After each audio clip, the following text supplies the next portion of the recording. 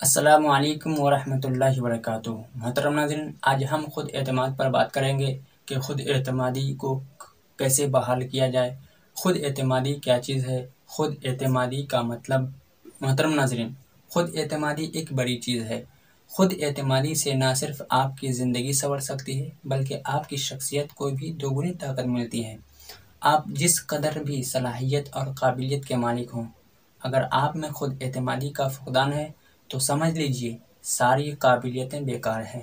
کچھ لوگوں میں خود اعتمادی کی کمی بچپن سے ہی ہوتی ہے تو کچھ میں وقت کے بدلتے حالات اور زندگی کے تلخ تجربوں کی وجہ سے خود اعتمادی میں کمی آ جاتی ہے۔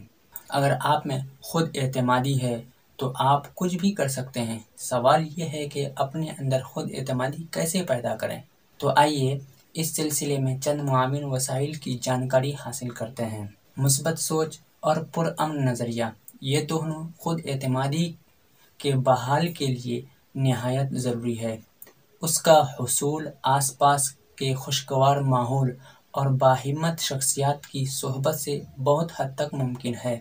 صحبت کا انسان کی زندگی پر کافی اثر پڑتا ہے۔ اگر آپ کے آس پاس اچھے، محنتی اور خود پر یقین رکھنے والے لوگ ہوں گے تو آپ بھی ان کے نقش قدم پر چلیں گے اور خود کو ان جیسا بنانے کی کوشش بھی کریں گے۔ اس لیے ہمیشہ بردبار، تجربہ کار لوگوں سے رابطہ میں رہنا چاہیے۔ ان کی باتوں کو بغور سننا چاہیے، ان کے خیالات کو اپنے اندر اتارنے کی کوشش بھی کرنی چاہیے۔ شخصیت کو نکھارنے والی کتابیں پڑھنی چاہیے اور اس سے سبق آموز جملے لکھ کر ایسی جگہ چسپاں کر دیں جہاں آپ کی نظر بار بار پڑتی ہے۔ پرکشش گفتگو کا ہماری شخصیت پر بہت بڑا اثر پڑتا ہے۔ کسی کو متاثر کرنے کے لیے ہماری گفتگو بہت معنی رکھتی ہے۔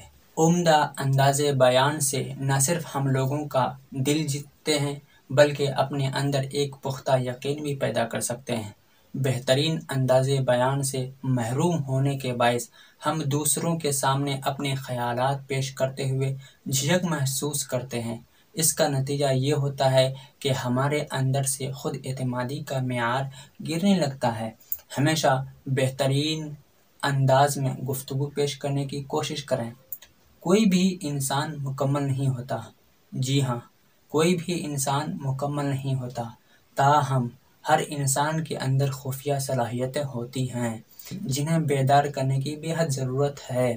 اگر انسان اپنے اندر موجود اس ہنر کو ڈھونڈ لے تو وہ زندگی میں بے پناہ لطف و مسرت سے مالا مال ہو سکتا ہے اور اسی خوبی کی بدولت لوگوں کے دلوں میں ہی نہیں بلکہ اپنے معاشرے میں بھی اپنی الگ پہچان بنا سکتا ہے۔